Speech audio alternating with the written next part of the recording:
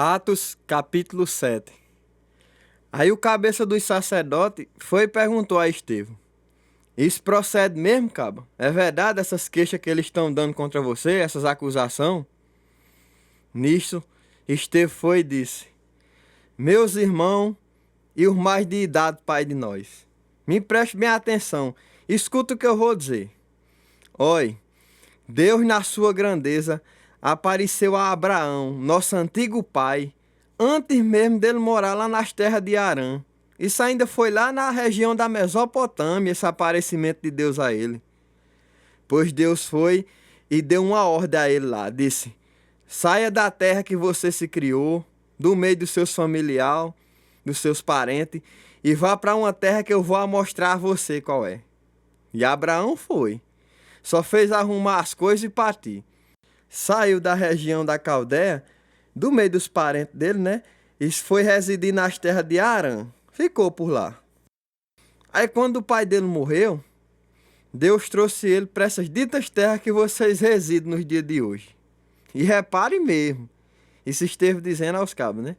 O engraçado é que Deus não tinha dado ainda nenhuma herança de terra a Abraão. Um pai de terra ele não tinha dado. Mas tinha prometido a ele que essas terras tudinha ia ser dele e dos que viessem da família dele. Mesmo Abraão não tendo filho ainda, Deus fez essa promessa a ele. Deus disse assim: os seus descendentes vão viver por 400 anos batendo num canto e no outro feito um retirante. Vão trabalhar feito escravo e ser muito maltratados. Mas eu vou fazer justiça por eles. Vou castigar o povo que vai fazer isso com eles, e eles vão ser livres e vão me adorar, me prestar culto nesse dito lugar. Aí depois disso, Deus foi e fez uma aliança com Abraão. E como sinal desse apalavrado, deu a cerimônia de circuncisão. É tanto que quando Abraão teve Isaque, com 8 dias de nascido, ele circuncidou o menino. Cortou o corinho que cobria a pintinha dele, né? E assim foi. Como todo mundo sabe da história, né? Mais para frente, Isaque teve Jacó, e Jacó teve os 12 filhos, que foi os que formaram as 12 tribos de Israel, né? Os pais da gente de antigamente. Só que os filhos de Jacó, os patriarcas, né? Morria de inveja de um dos irmãos chamado José. E essa inveja levou eles a fazer uma ruindade com José. Pegaram e venderam o pobre como escravo para o Egito. Mas Deus estava com José e deu o meio dele escapar, livrando ele de todos os dilemas, de tudo que era ruim. Deus deu sabedoria e agiu com bondade com José diante do faraó, o rei do Egito. É tanto que o faraó botou José como governador de todo o Egito e deixou ele responsável também de tomar de conta, zelar por todo o palácio. Aí passou-se, né? Isso ainda era Estevão contando a história aos cabas, né? Nisso veio um tempo muito ruim, tanto no Egito como lá nas terras de Canaã. Uma fome grande, agora grande de acabar com tudo mesmo. Os mais antigos da família de nós sofreram, viu? Passaram uma fome. Meu amigo, caçava o que comer e não achava. O sofrimento medonho, viu? Nisso, Jacó ficou sabendo que o único canto que tinha o de comer era justamente no Egito. Diga aí. E não contou conversa. Mandou os filhos comprar comer lá. Aí eles foram, fizeram a primeira viagem, aí só fizeram voltar, né? Quando foi na segunda viagem, José se revelou a eles e já apresentou tudinho ao faraó para ele conhecer os familiares dele, né? Depois disso, José mandou chamar o pai dele, Jacó, e o resto da família para ir morar com ele lá pelo Egito. Oxe, Jacó não contou conversa. Pegou descendo para o Egito para morar com o filho. Levou a família todinha. Eram uns 75 pessoas ao todo. E foi lá que Jacó, junto com a família, os mais antigos da família de nós, terminaram os últimos dias de vida deles. Aí pegaram os corpos e levaram de volta para enterrar na cidade de Siquém.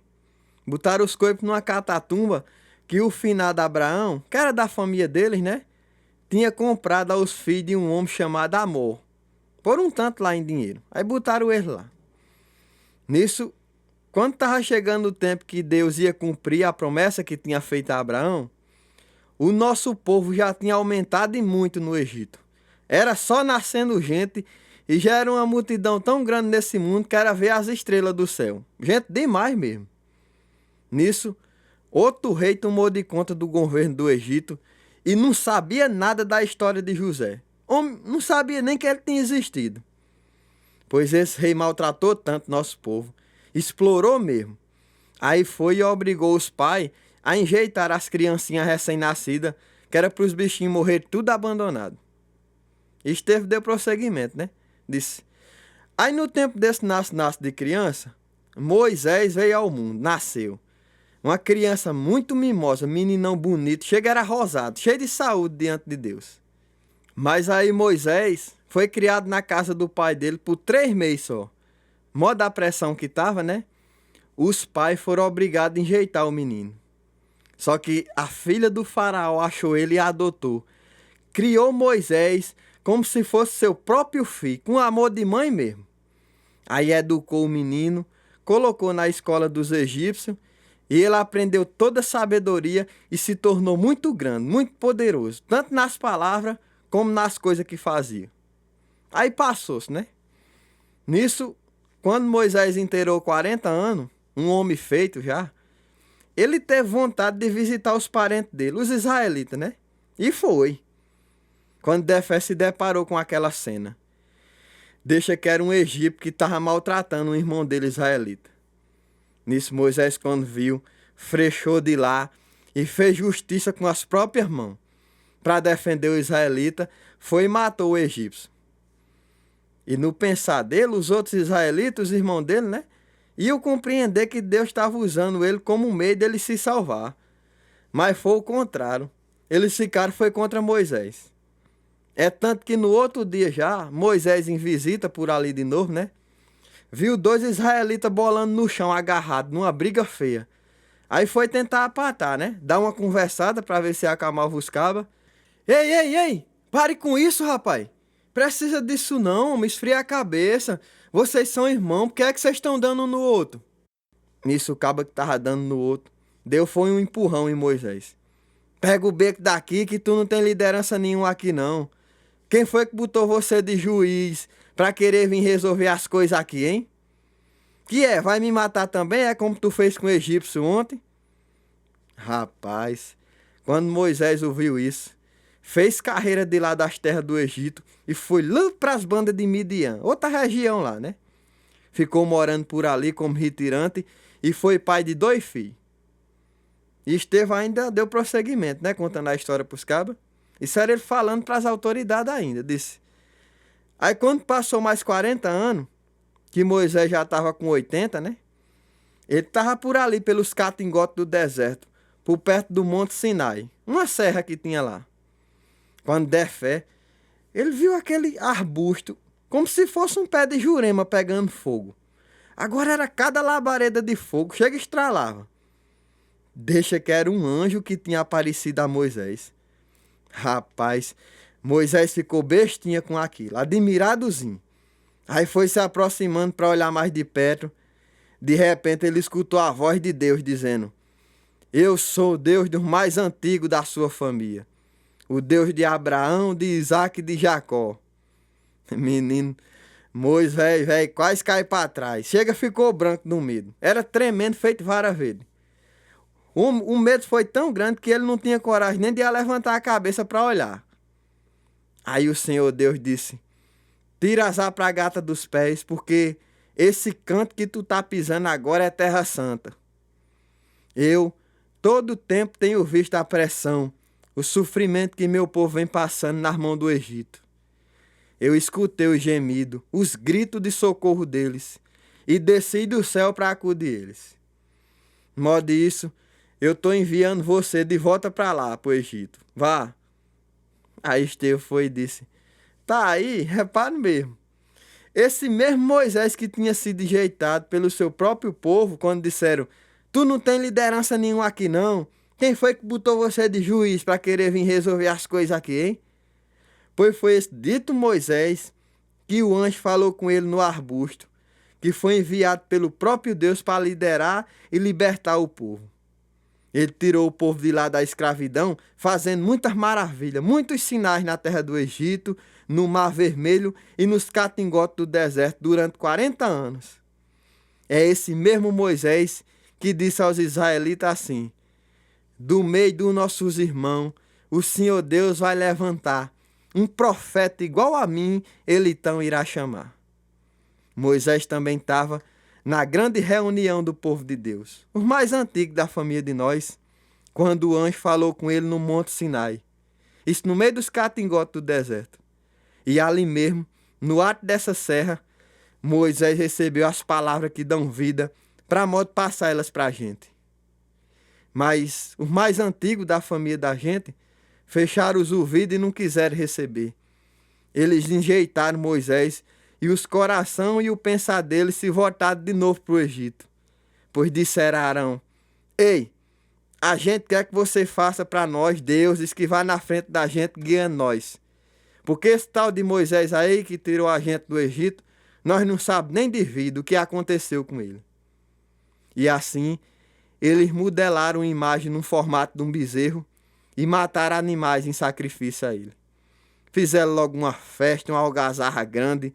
Todos celebraram a imagem que as mãos deles mesmos tinham feito. Por causa disso, Deus se afastou deles e entregou eles para que eles adorassem as coisas criadas, o sol, a lua, as estrelas e todas as potências do céu. Do jeito que foi registrado no livro dos profetas, dizendo: ó nação de Israel, os sacrifícios que ofertaram durante 40 anos que pelo deserto andaram, não foi em honra ao meu nome, não foi para mim que dedicaram. Pois fizeram os seus deuses para eles adorar. Levantaram o santuário de Moloque habitar, e perante a estrela de Refã veio se prostrar. É por isso que eu mesmo, todos vocês vou deportar. Para umas terras estrangeiras, exilados vou mandar, muito para lá da Babilônia, de lá para dentro, mais para lá. Nisso, Estevão emendou, falando disso. Mas deixa que quando os mais antigos da família de nós estavam nos catingotes do deserto, eles receberam o santuário da aliança, como testemunho do apalavrado que Deus fez com eles. Esse santuário foi feito a mando do próprio Deus a Moisés. Deus já mostrou o modelo como ele queria a Moisés e assim foi feito. E esse santuário ficou muito tempo com os mais antigos da família de nós. Era sempre carregado para as batalhas que Josué comandava contra as nações que Deus tinha expulsado das terras que eles iam se apossando. E nessas ditas terras, o santuário ficou. Até a época de Davi, que achou bondade diante de Deus e pediu com desejo profundo no coração a permissão para levantar um templo de morada para o Deus de Jacó. Só que Davi ficou só na vontade mesmo, porque quem levantou esse templo para Deus foi o filho dele, Salomão. Mas quem foi que disse que o Deus Altíssimo está preso a quatro paredes? Deus não mora em casa feita pelas mãos dos homens, não, rapaz. E isso quem disse foi o próprio Deus pela boca do profeta. Quer ver, reparem. Foi o Senhor quem disse assim: que casa vão levantar? Qual o modelo e o lugar de repouso para mim? Sendo a terra o banquinho, para meus pés eu apoiar, e o trono de eu sentar é o céu em imensidão, e o que tem neles e nesse chão, por meu poder vim a criar. Aí Estevão terminou dizendo assim para todas as autoridades, todo mundo que estava ali presente: fique vocês sabendo de uma coisa, vocês são igual os mais antigos da família de vocês, povo teimoso. Vocês têm os coração duro feito pedra e dão onda de moco para não escutar a verdade de Deus. Vocês sempre deram as costas, sempre enjeitaram o Espírito Santo, sempre imitaram os mais antigos da família de vocês, que perseguiram num canto e no outro até matar os profetas de Deus, que falaram muito antes sobre a vinda do justo Jesus, que vocês traíram ele e mataram o rebanho de assassino. Vocês receberam a lei por meio dos anjos, mas não são obedientes a nada do que ela ensina.